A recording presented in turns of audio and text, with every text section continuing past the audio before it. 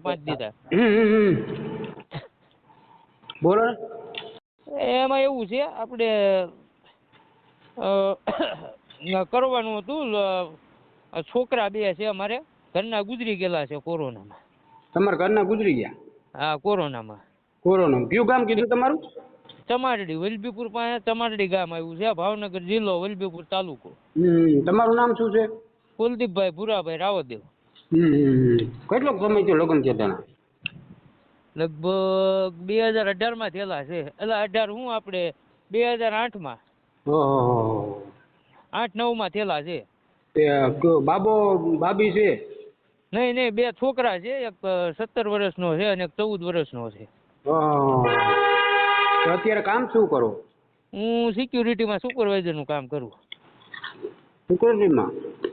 હા, સિક્યુરિટી આપણે ગાર્ડ આવે ને, જે સિક્યુરિટી, એમાં. કેટલો પગાર કેટલો છે તમારો? 12,000 રૂપિયા. અત્યારે ત્યાં ઘરે જ રહેવાનું છે અહીં સિક્યુરિટીમાં? હા, ઘરે જ તે. 2 છોકરા છે, એક 17 વર્ષનો ને એક 14 વર્ષનો, 2 હીરામાં છે. જમીન છે? જમીન નથી, ઘરના મકાન છે. 2 છોકરા 15-15 હજારનું, 20-20 હજારનું 2 છોકરા કામ કરે છે.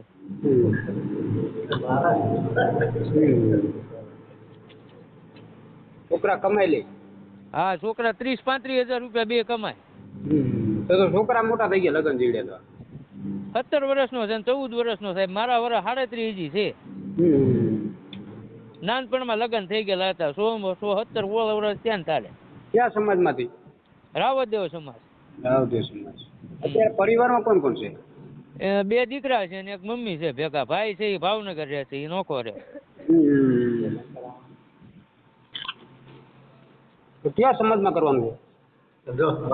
સાહેબ આપણે દલિત કે એ નો ચાલે, દેવી પૂંજક ને દલિત નો હાલે, બાકી ગમે એ સમાજ હાલે. દલિત સમાજમાં ના હાલે? દલિત સમાજ નહીં, દેવી પૂંજક નહીં. દલિત સમાજ તો હવે એમાં શું થઈ ગયું? એમાં ક્યાં ને દલિત સમાજ? અમે રાવદેવ છીએ સાહેબ, અમે ડાક વગાડે નહીં. લે, એવું થોડું હોય એમાં સાહેબ અત્યારે એવું બધું વાતું. આમાં શું છે કે કુટુંબના સભ્યો હોય કે નહીં, મોટા આપણું કુટુંબ હોય, એમાં એ લોકો વિરોધ કરે ને અત્યારે. બાકી બીજો તો આપણે શું વાંધો હોય? તો બરોબર છે, પણ અત્યારે સમાજનું ગણતરી કરો તો અત્યારે થાય નહીં. વાત સાચી છે, પણ મેં કીધું ને એમ છે સાહેબ, અમે બીજી કોઈ જ્ઞાતિમાં હોય ને એમાં હાલે, પણ આ 2 સિવાય. આમાં સમાજ વાતું કરે, આપણે તો હાલો સમજ્યા. સમાજને પોગાય આપણે, એ તો બરોબર છે. એમ વાત છે. આપણે સમાજની વચ્ચે રહેવાનું રહ્યું કે નહીં સાહેબ? એમ વાત છે. તમારા સમાજની વૈશમાં હું બે જાઉં, તમને દલિત સમાજની છોકરી હારે કરાવું તો હું બોલો?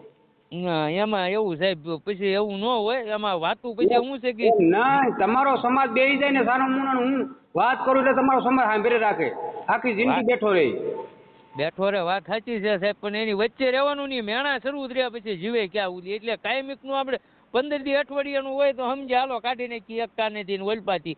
પણ કાયમિકનું પછી સાહેબ હોય ને આપણું, તો આખી જિંદગી ક્યાં સાંભળવું, જીવે ક્યાં સુધી. એમ વાત છે.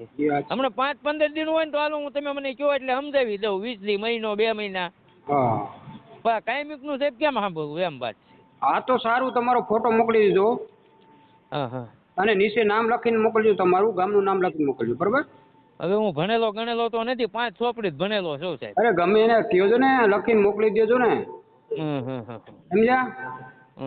હવે તમારી ઉંમર, તમારો પેલા ફોટો મોકલજો, અને ઉંમર લખાઈજો, અને તમારું નામ, ગામનું નામ ગુજરાતીમાં લખાઈજો. ગમે એ હોય કહેજો, ફોન વાળાને નાખી દો. હા, વાંધો નહીં. આજનો દિવસમાં ગમે એમ કરીને નાખી દો. હાલો. હાલો, વાંધો નહીં. હાલો, એટલે તમારો પેલો વારો આવી જાય. હા, એ સારું. ચાલો. અને સાહેબ વોટ્સઅપ નંબર આ જ છે ને? હા, મારો આ જ છે. હા, વાંધો નહીં. હાલો, હું હાય કરીને હમણાં મોકલાવી દઉં. એ સારું.